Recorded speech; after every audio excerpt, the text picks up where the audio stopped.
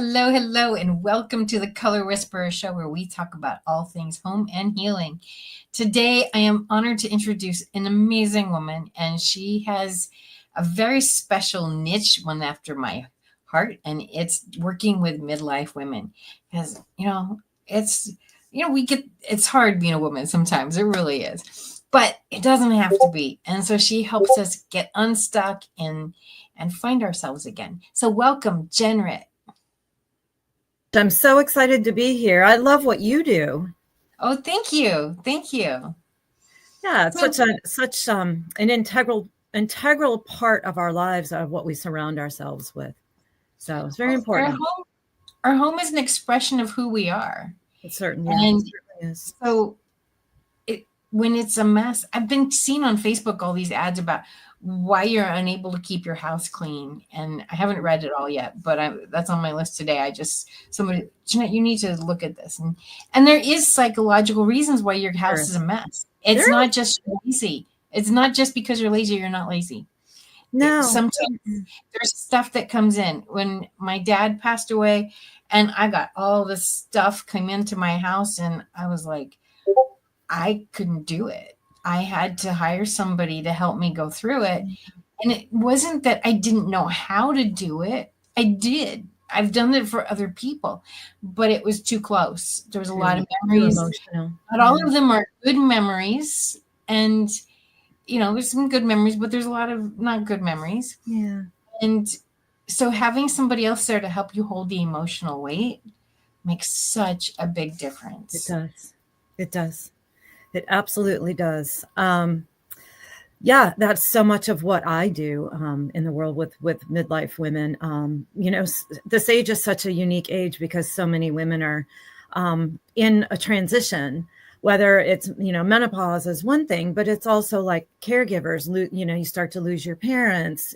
Maybe it's a divorce, or maybe your kids have gone off to college and all of a sudden you find yourself feeling without a purpose. So you're like your old identity and your old roles just don't fit anymore. And and you really have to find yourself again or come back to yourself again. So it is a very unique age.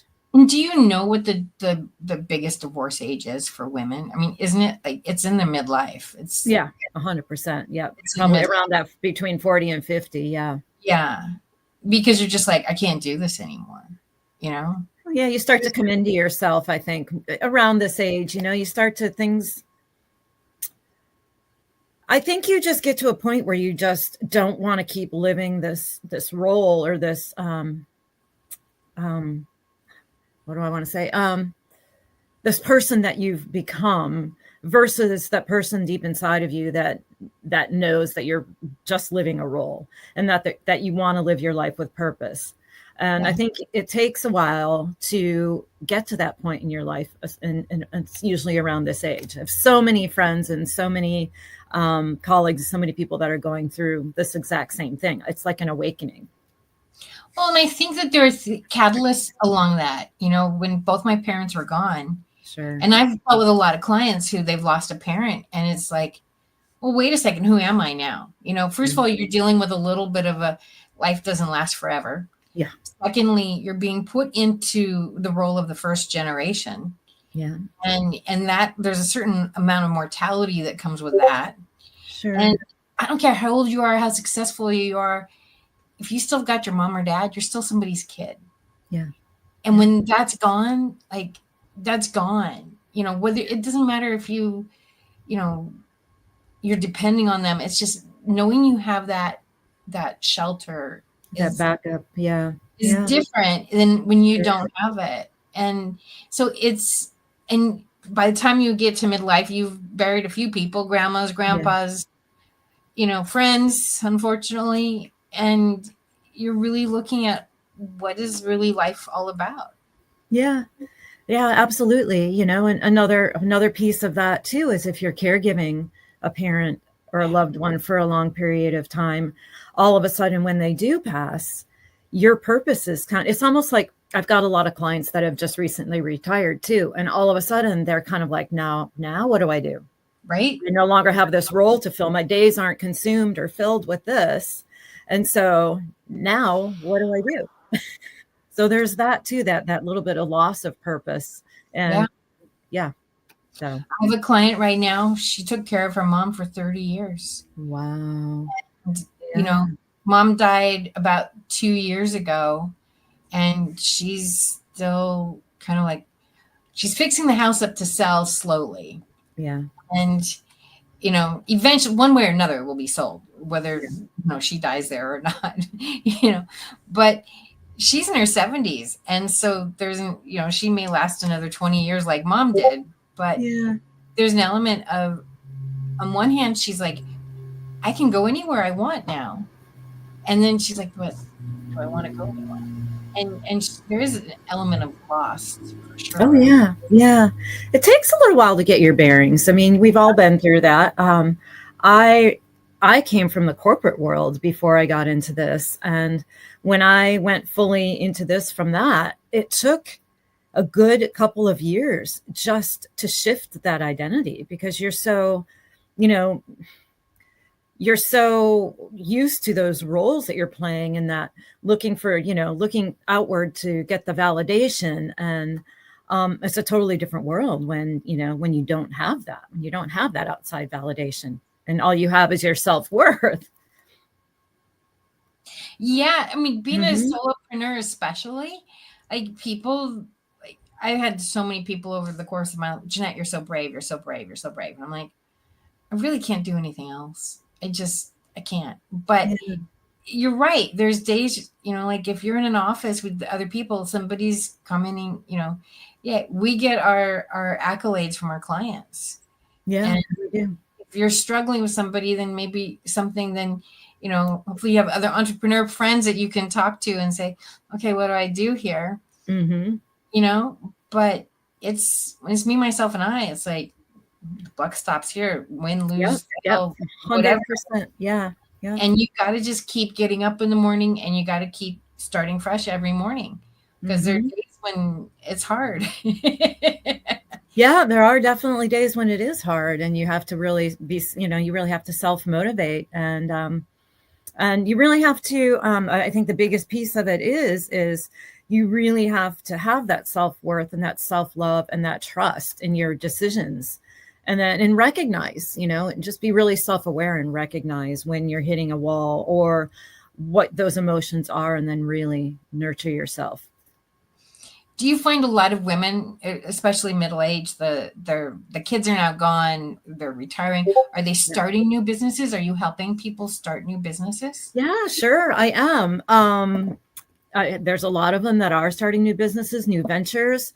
Many of them, also just want to get back to their lives, get back to their bodies, break old habits and patterns that they've had that have been kind of underlying and controlling their lives. And they just really want to find that inner happiness and have that not be dependent on anything outside of them. Yeah. So. And I think getting back to our bodies is a big deal. It is. I've recently started taking some gut health medicine, and we talked about this before. Yeah. Yeah. So some gut health vitamins. And now, when I was in my early 30s, I had like this horrible brain fog, and I was like, and I had candida, which is, you can describe more what that is than I can. But anyway, I went to a naturopath, and he gave me probiotics, and it cleared it up. And I was like, whoa. So it wasn't like I was totally unknown of like how much it affected, but I started taking this just because I'm like, okay, I'm having some other things. I didn't realize those symptoms were connected to my gut health, because it was things like rosacea and just general kind of feeling sludgy. I mean, I understood the brain fog, but I didn't know the sludgy. Yeah. And it's been such a big difference. Yeah. So you also deal with dietary. So let's talk about how important it is for our diets, because now we're actually cooking for ourselves. We don't have to deal with, the kids won't eat that, and the kids won't eat that, or, the husband, he'll come along, or he doesn't come along, or maybe you got rid of him too, But let's talk a little bit about how, and especially going through menopause, because our bodies are shifting again. Like, we're used to the period being a shift every month, Yeah. but there's still a lot of stuff shifting with menopause. So and food can affect that. So let's talk about that a little bit. Yeah. Well, there's a couple of things that really affect, your energy level and the brain fog and the weight.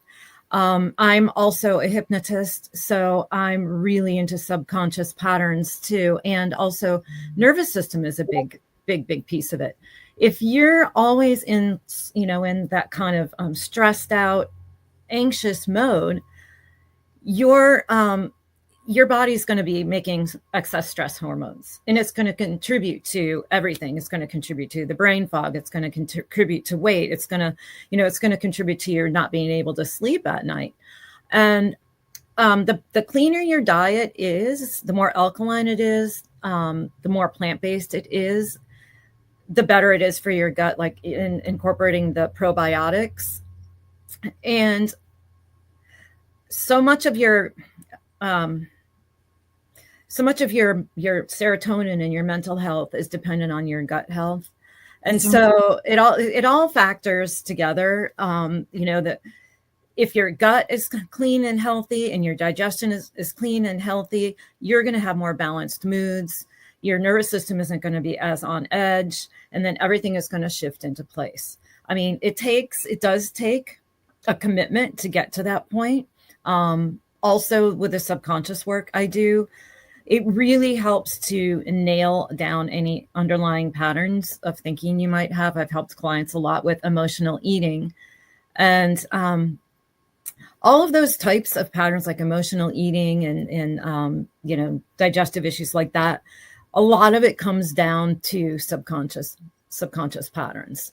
And then the spiral of beating yourself up afterwards. And, and then that puts more stress on your body, and you're more anxious and you're more depressed, and because you feel out of control. And so all of those pieces really fit together: the nutrition, the subconscious work, and the nervous system work. You get those three in a package together, and then you've got massive transformation.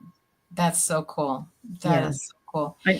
Stress is a big killer. I mean, that's like the doctors will all say, it's stress, it's stress, it's stress. They won't go after the root cause of the stress, but they will. Yeah.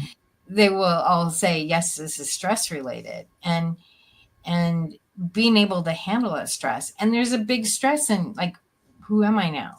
There's a big stress in that. There is. Especially if you've got brain fog and you've got other underlying patterns or other underlying symptoms that can really contribute to that. Who am I now? Right? Yeah. Then you feel stuck. You feel stuck. You're just like, oh, well, I don't know who I am anymore. I don't know how to get out of this. And it's overwhelming. It is. Yeah, it's overwhelming. Mm-hmm. Like, do I want to go back to school in my 50s? No. And I think a lot of people get paralyzed. They're stuck by that. You have all these ideas of what you want to do, but you don't know really where to start. No. What kind of careers do you see people going back into in their 50s? Are they making big shifts in careers, or are they moving more parallel? A lot of my clients are retired, so they're at this point not looking for big shifts. They're looking for more of the, as I said before, clearing out the underlying patterns, really getting, finding themselves again and finding their peace, and then going and exploring their passions. A lot of the clients that I have worked with that are going into their own business, they're doing similar things like guiding or coaching or that sort of thing, but more towards what their passions are, not the traditional roles. So one of the things I've seen is that often people don't know what they're passionate about anymore. It's like, I've been doing this for 40 years or I've been a mom for 30 years. And like, they've just kind of been neglecting themselves so much that they don't even know what they're passionate about. So how do you help them find their passion? Well, the first thing I always tell everybody is just to take it step by step. Take one little step at a time. The subconscious work work, with the hypnosis really, really, really helps to uncover and unlock different levels.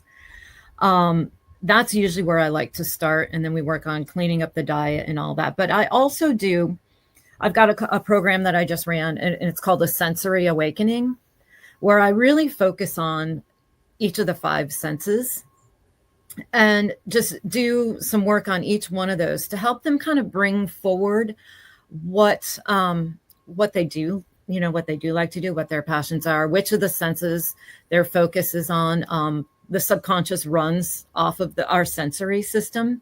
So a lot of times, those senses are tied into memories and patterns from childhood.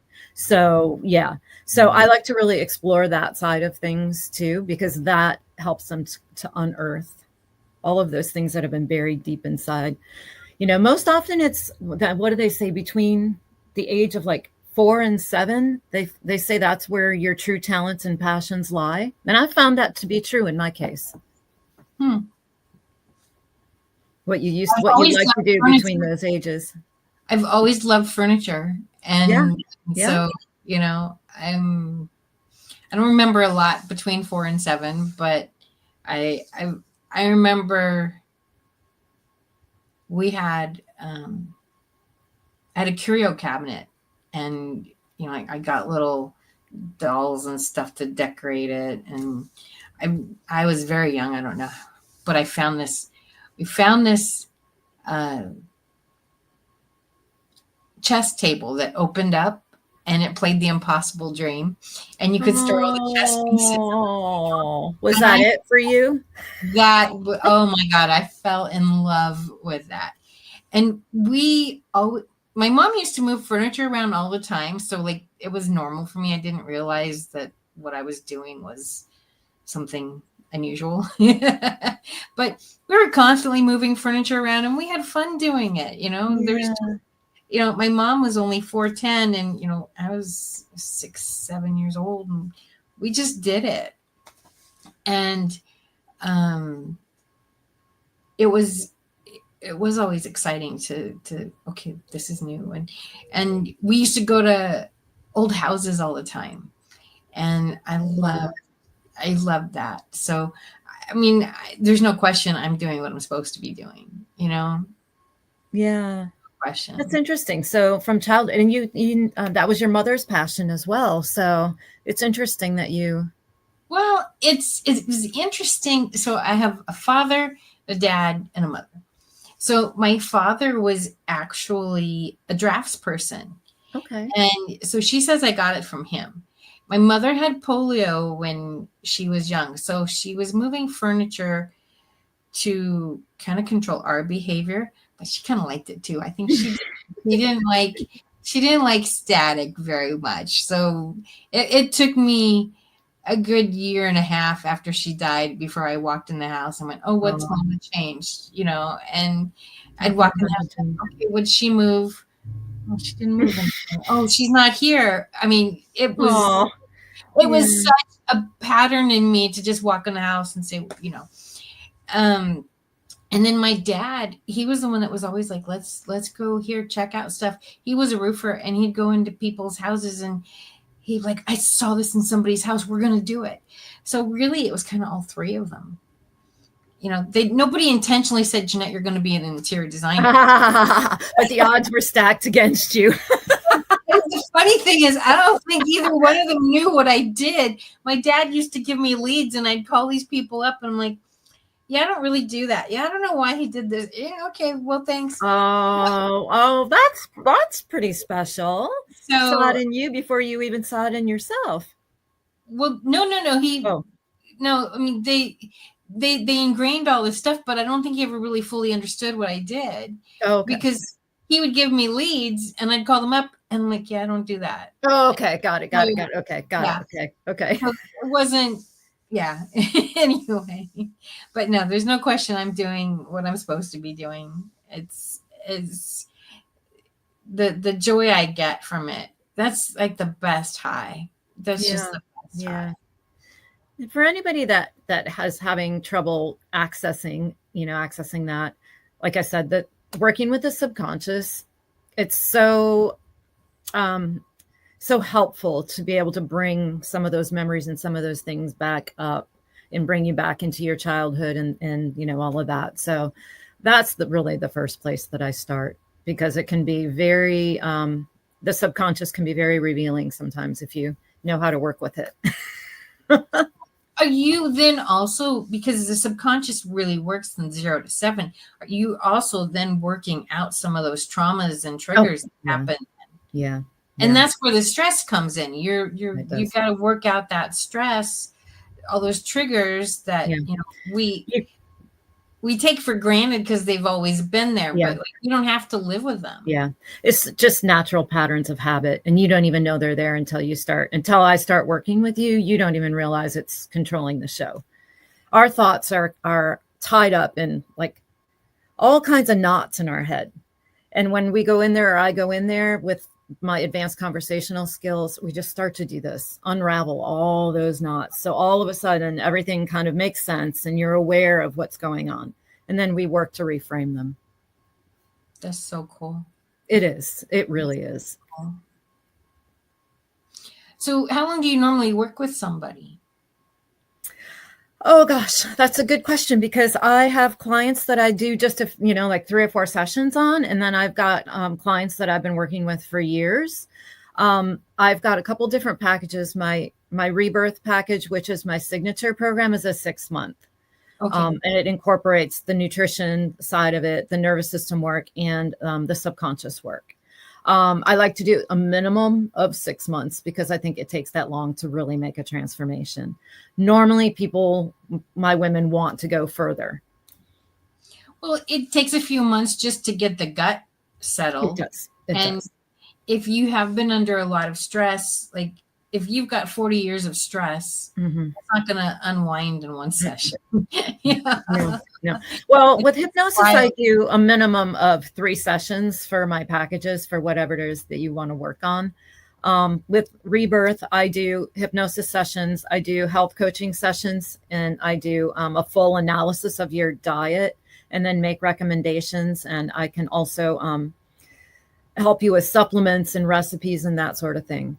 So, and then I incorporate the nervous system work in with all of that. But it gives you a lot of support and community. Yeah. Yeah. And those recipes are really important. So they are.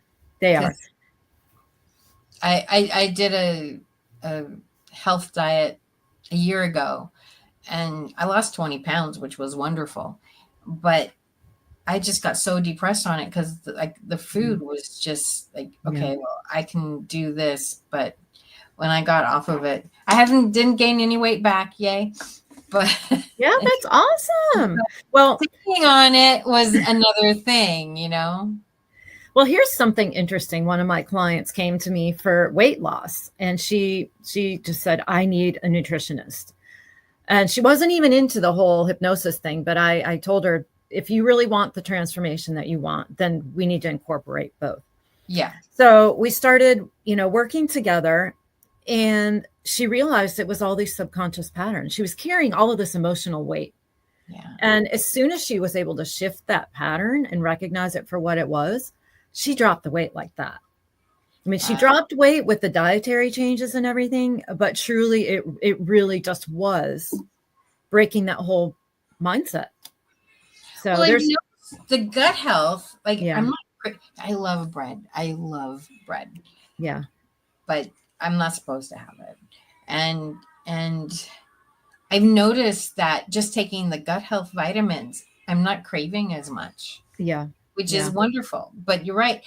I'm a stress eater, and it's like, give me candy, cookies. And it's exploring that. Why are you a stress eater? What's underlying that in that pattern? And how can you reframe it so that you're not looking at it like it's a problem? I'm a stress eater. It's a problem. So, yeah. Well, food was always comfort in our house. Yeah. Yeah. And I think normally it is for everybody. It was very much a source of comfort. So, which I think that, as a parent, I didn't get to do that, but knowing what I know now, I would be like, let's find another way to comfort a kid other than here's a Yeah. cookie, you know? Yeah. Yeah. I don't know if that's getting into parenting in today's world or not, but I think. Yeah. I think it's just easier for people to say, here's a cookie instead of like, trying to find Right. another way to, because the cookie's always going to go over. Right. Fast. Right. Well, in our society and as a whole, at Christmas time, you give candy at Thanksgiving, all the comfort foods come out, right? Mm-hmm. Valentine's Day, you give candy. And it's Candy, this has become our culture is like we give food, and usually the food we give is not healthy food. Yeah. You've got Harry and David where you can give some good pears or something, but most of the food is icky. Do you help people? Because I found shopping for clean food very difficult. So do you help people with that? I do. I educate them on that. Yes. And on labels and all of that and where to shop in the store. Yes, I do. And, I don't believe in like rigid restrictive diets where you feel like it's a punishment. I believe in, I will show you how to clean up your diet, I'll give you the recipes. I'll give you the tools that you need. I'm not going to let you beat yourself up. Like it is balance. If you want to have, pizza once a week or whatever, the rest of it balances out. So it really is about balance. It's not about punishing yourself. I don't believe, I don't believe it's sustainable if you're, on too restrictive of a diet and, you don't,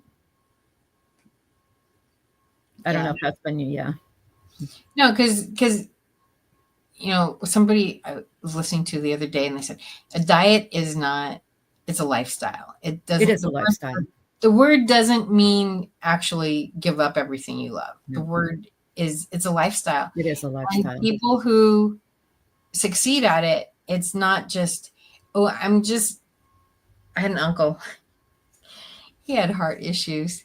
And every time he was going to go see his doctor, he would cut back and he would lose like 30 pounds, like fast, because he knew he ate a lot and he ate a lot of the wrong things. And so he knew how to cut back, and he would lose like 10, 15, 20 pounds right before he would go see his doctor. And his doctor is like, you're not fooling anybody. Like, it's in the blood work. Right? He's like, you're not fooling me. And he says, I know what you're doing. And if you don't change it, she's like, when they call me and you're in the hospital, I'm not running any red lights. Yeah. He's like, I know you don't care about your health. And I brought him home from the hospital one time and he's like, Jeanette, I want you to go get me a double bacon cheeseburger or something. I forget, but you get the idea. And I'm like, it's your funeral. If you want it, I'm not going to say no. I mean, he was old enough that, you get to a certain age, it's like, okay, you get to choose how you want to live. I mean, this is what you're dealing with, people who are like, they're retiring and they're like, wait, I don't want to be talking to my friends all the time about my aches and pains and oh my God, how many pills I'm on, like that's not a fun conversation. And so they want to regain some of their youth. They want to have that health so that they can live to see their grandkids get married or great grandkids or whatever the thing is. And I was like, hey, I'll get you whatever you want. It's your last meal. You know what you're doing. My dad was the same way. He used to, he drove my mother nuts because he'd like, what should I eat? And she'd tell him. And then he'd order the exact opposite. And then she's like, well, I want to live to see Royanne graduate from high school. And she's like, you're not going to do it at the rate with you eating stuff. Well, why do you let me eat that stuff? And he's like, I told you what like, you're a grown man. You don't need you ordered for yourself. You're a grown man. I told you what to get. You didn't get it, and it does become addictive. That's the other thing. People don't realize how much stuff is in our food that is addictive. Oh yeah. It's done that way on purpose. But I can tell you also though, it works the reverse too. And this, once you start getting on track and you start giving your body what it needs, and then you put something in that doesn't agree, you feel it. It'll affect your sleep. It'll affect your energy. It'll affect your mental clarity. It'll affect the way you feel. And then you won't want to. You won't want it anymore. No, no. Like the gut health has been 100% Yeah. worth it. Would you ever go back to the other way now? Oh, hell no. Yeah. No, Yeah. no. I mean, occasionally, I have a thing with ice cream. So when I was a teenager, there was one day during the week, and I was like 9 o'clock at night. I'm like, Mom, I'm going out for a drive. No, you're not. Yes, I am. No, you're not. Yes, I am. No, you're not. Yes, I am. I'm coming with you. Okay. So we did. And I swear, I give her a lot of credit because she had to have been scared because I was going fast and she didn't say a word. But she saw that I just teenage angst, whatever that is. And after that, she'd be like, Jeanette's getting a little antsy. Let's go get ice cream. And that became a special thing for us is just be the two of us and we'd go out and let's go get ice cream. And so when I miss her now, I just go you want ice cream. Makes sense, doesn't it? And that's your subconscious kicking into that pattern. Right? Oh, it's conscious. It's totally conscious. It's like, okay, I need some time with Mom. And so I'll go get ice cream. There's a wonderful place down the street. It's close to a park. And I just go walk around the park and we have a chat. And so that's that you have, that you have that awareness of what that is. Yeah. I know full on what it is and I'm okay with it. I don't do it every day. I don't do it every week. But, most people aren't aware of that pattern. Yeah. It runs in the background and they aren't aware. They don't put two and two together like you have. And then the way you like you just said, I don't do it every day, but I do it. And when it comes up, I fully embrace it, embrace the moment. And then I move on. That's the way it should be done. It truly is. Well, yeah. And like you're going to go to a birthday party, you're going to go to a wedding. And it's like, I have a friend who's very, very health conscious. She won't eat any sugar or stuff. And you know what? She doesn't get invited to things because, we know she's not going to eat. Or if she does come, it's like she doesn't stay very long because, there's a lot of food there that she's not going to eat. And so you still have to go live life. And there's that special dish. We all have that special dish. So anyway, so let's talk a little bit about calming the nerves. Cause I think that, I go on social media right now and like everybody's angry. There's so much anger out there. And I don't care which side of the fence you're on. There's so much anger and the division that's happening. I find very concerning. It is because it's getting to be brother against brother kind of energy. And I think that personally is doing more damage to our country than anything the politicians are doing because we are hating each other so much. I agree. And so how do you, you're on Facebook or you're watching the news. I mean, I don't watch the news because it's not helpful. You have to realize that that vagus nerve calmed down after. You have to realize that the media is always going to pit us against each other. So I don't watch the news often. They're not there to tell us feel good stories. They're there to get us in fear and in hate and in anger. That's what they're there for. They are. And they do a good job. They do. What I can say about that, there's so many tools to calm the vagus nerve. The first thing I would say is to just really be body aware and recognize when you're holding tension, where you're holding tension, what's going on at the time, and what you're reacting to. And if you've got that awareness, that's right there more than half the battle, because then you can basically pick whatever tool it is that works for you. For me, it's breathing, it's becoming aware and, questioning those thoughts that I'm having that are causing that reaction in me. For somebody else, it might be grounding yourself, walking in nature or meditation.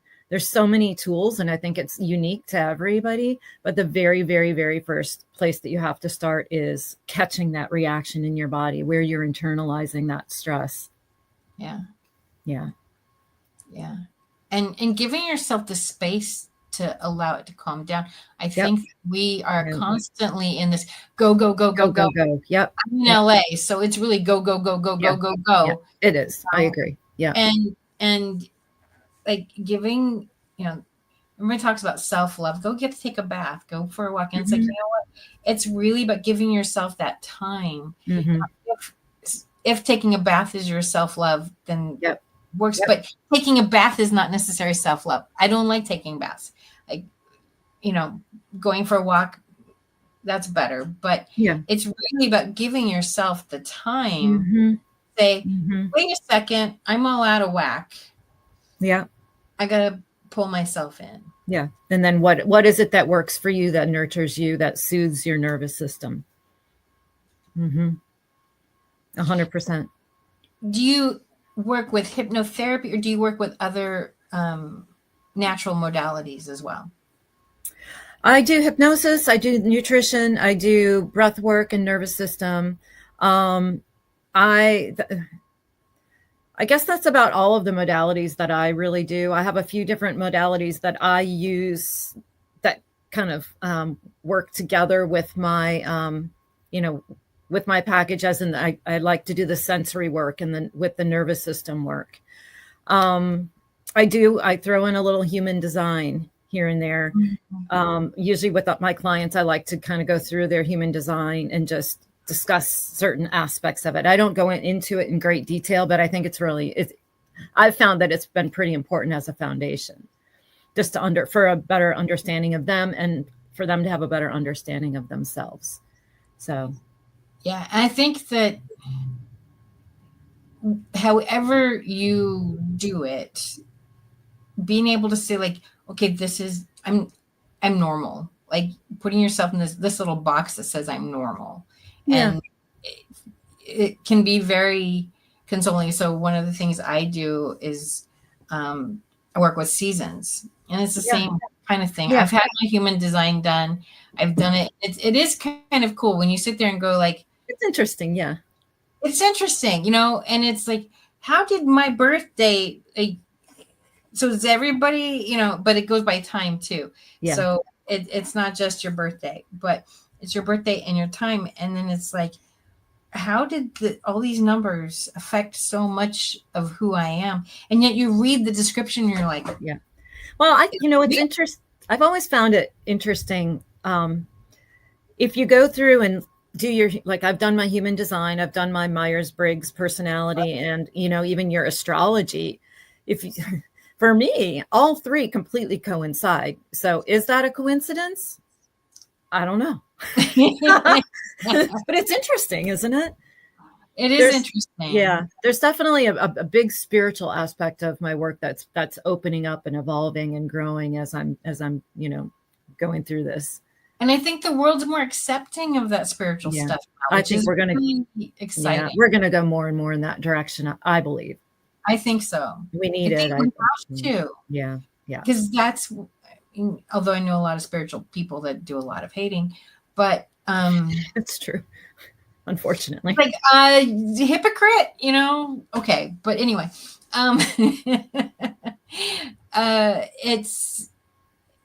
think because hate doesn't fix anything. It really doesn't, and the thing is that hate actually can make you sick. Oh, it does. I guarantee you. It does make you sick. No, I have a friend, Trump's first term, and every day when I talk to her, I didn't talk to her every day, but every time I talk to her, that man just makes me sick. That man just makes me sick. That man just makes me sick. So she's telling herself over and over and over again, something is making her sick. Something is making her sick. So what's going to happen? Yeah. So then it's been a year now, but a year ago she got breast cancer. Yeah. And she asked the doctor about when did this start? Oh, about 8 years ago. What happened 8 years ago? And it's like, I can't say this to her, but I mean, it's kind of a duh, literally she made herself sick. Yeah, you have to be very careful about the words you say to yourself, because your body is listening. Your mind is listening. You do. And it's not just even what you say, is what you think. Exactly. You know?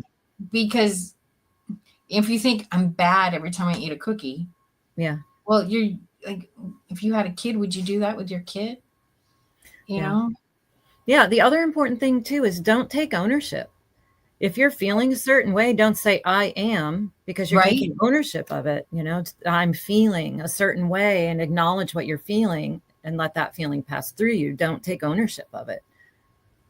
No, because we don't have to live that. And you know, she had her breast cancer. Fortunately, it was just stage 1. They got it, they took care of it, you know. But at the same time, it's like, hate destroys the person hating. Yeah.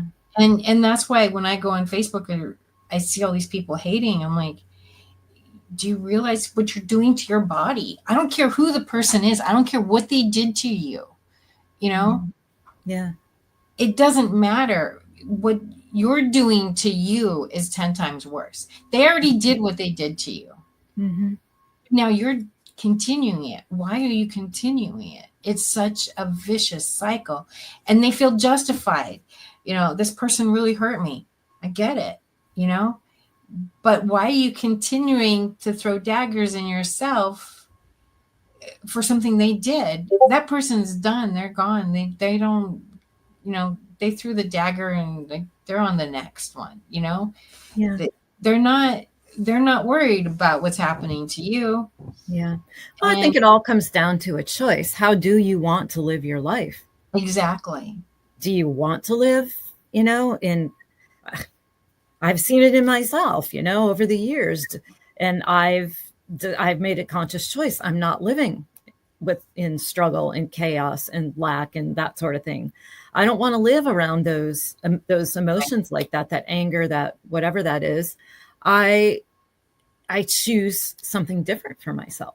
But I think you have to get to that point to where you recognize it and consciously choose how you want to live your life. I don't think a lot of people get to that point, unfortunately. During COVID, I was like, every day it seemed like there was a new story, one way or the other. I mean, like, we all had our different places, but I got a few months in and I was like, you know what? I'm not going to live in fear. I'm done with all this. Yeah, you make a choice. I used to live in fear. And there was a lot of fear going around everywhere. And I'm like, I can't live in fear. I'm going to live my best life. And that's what I have to focus on. Is I can't be afraid of doing anything. I can't be afraid constantly every time I turn around. What if this happens? What if that happens? Like, no, you know? Yeah. And I've got to live.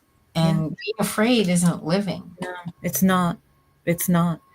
You have to have more faith in trust in, you know, whatever it is, the higher power in the universe or whatever, than you do in your fear. Absolutely. But it's not always easy. No, it's not always easy. It's a conscious choice every moment of every day, and shifting your thoughts when it starts to come in.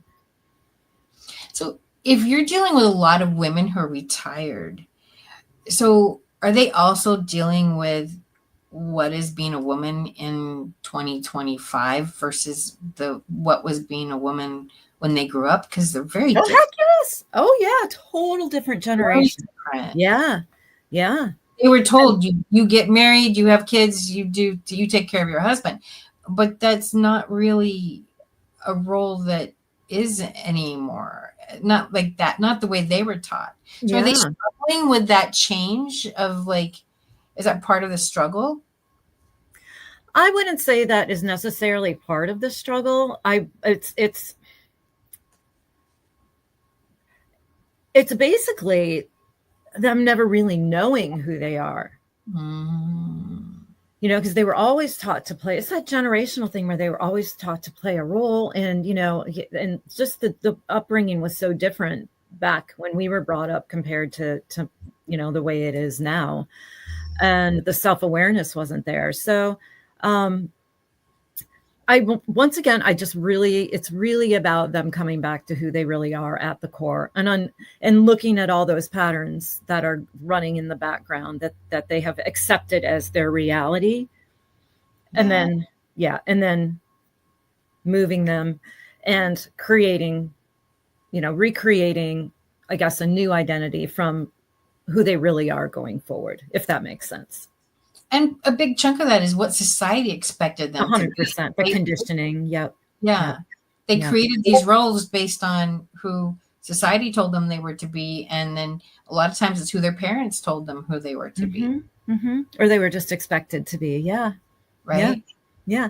And I was just talking about this with somebody the other day in another interview. And we were just talking about the fact that when we go to grade school, basically we were earning gold stars. So we're taught like right from grade school that we have to prove ourselves, that we're not good enough the way we are, that we don't have worth unless we're constantly earning.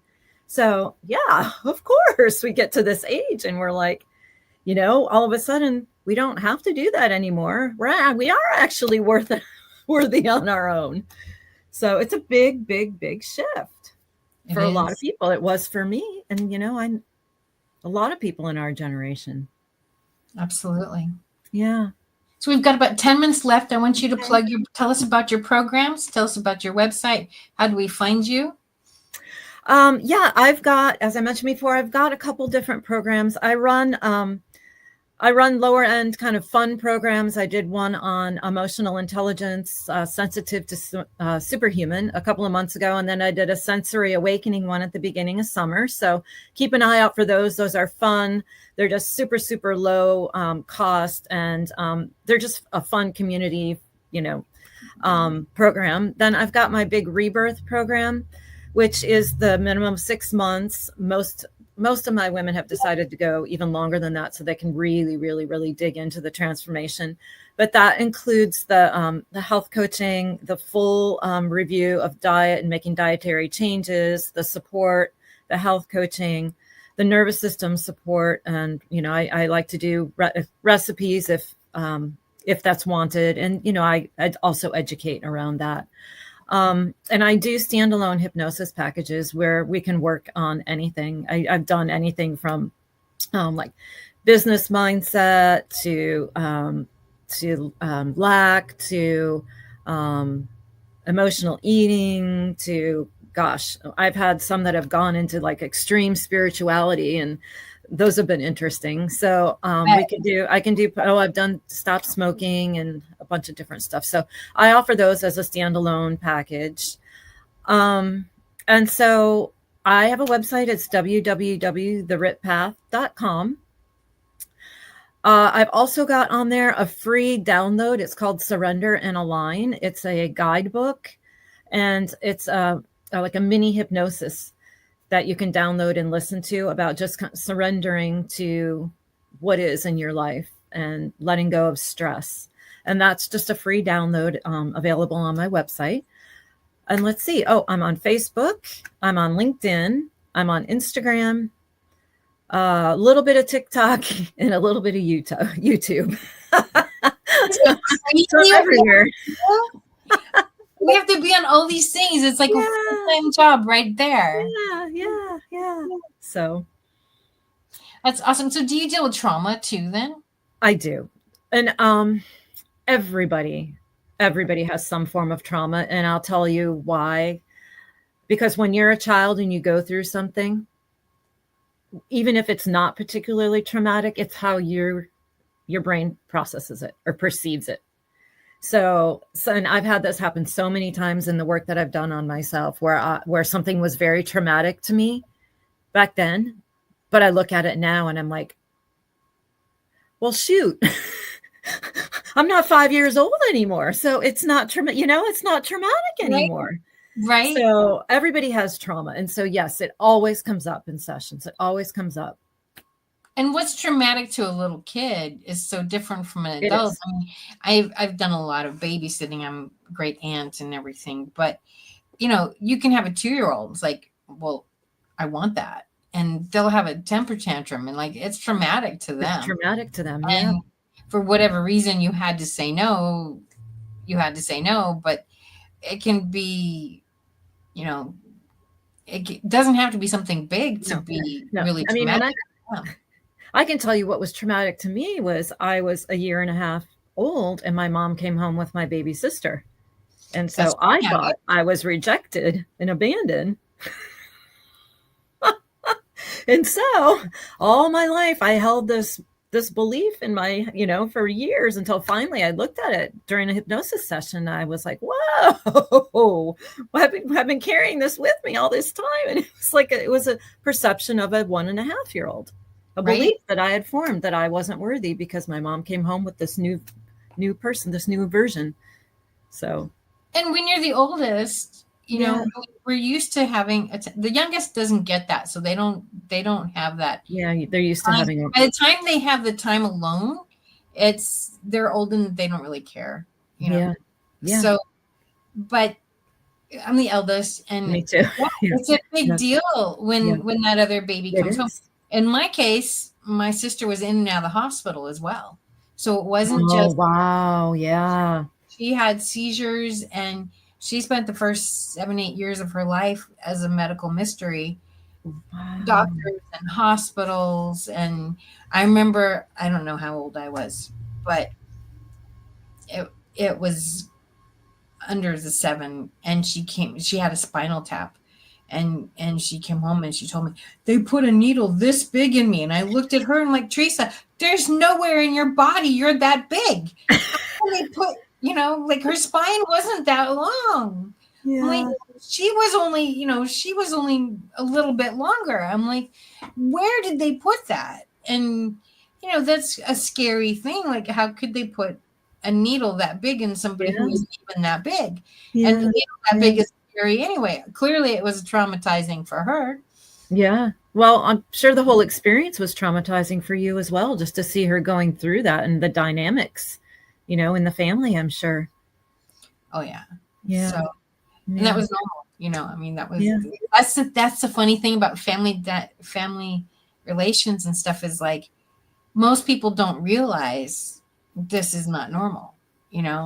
I had a friend of mine tell me one time, she's like, I can't imagine what it would be like to have a sister that had all these issues. And I said, well, I can't imagine what it would like to have a sister that didn't have any. Like, it is interesting. And then you think about, what beliefs did your subconscious form from that experience? Right? Yeah. And we just got to deal with all these beliefs. And once you set them aside, then you're free. Yeah. You just have to be aware. You really just have to be aware of them. And that's where the hypnosis is so handy, because it really just does untangle things so you have clarity. Then you can move forward in a different reality. Very cool. So let's give your website again so people can get your free offer. It's www.theritpath.com. That's RITTPATH.com.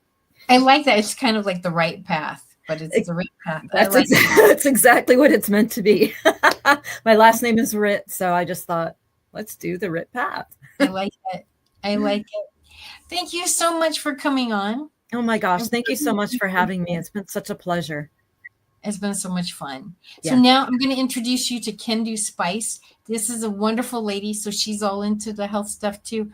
And she puts healthy stuff in her spices.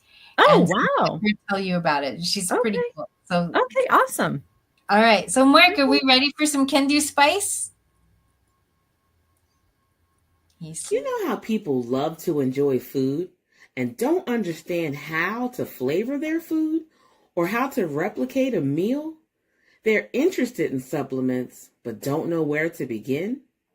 Well, what I do is I take the guesswork out of enjoying flavor and wellness with my flavorful spice blends, so that they can create delicious meals with healing benefits.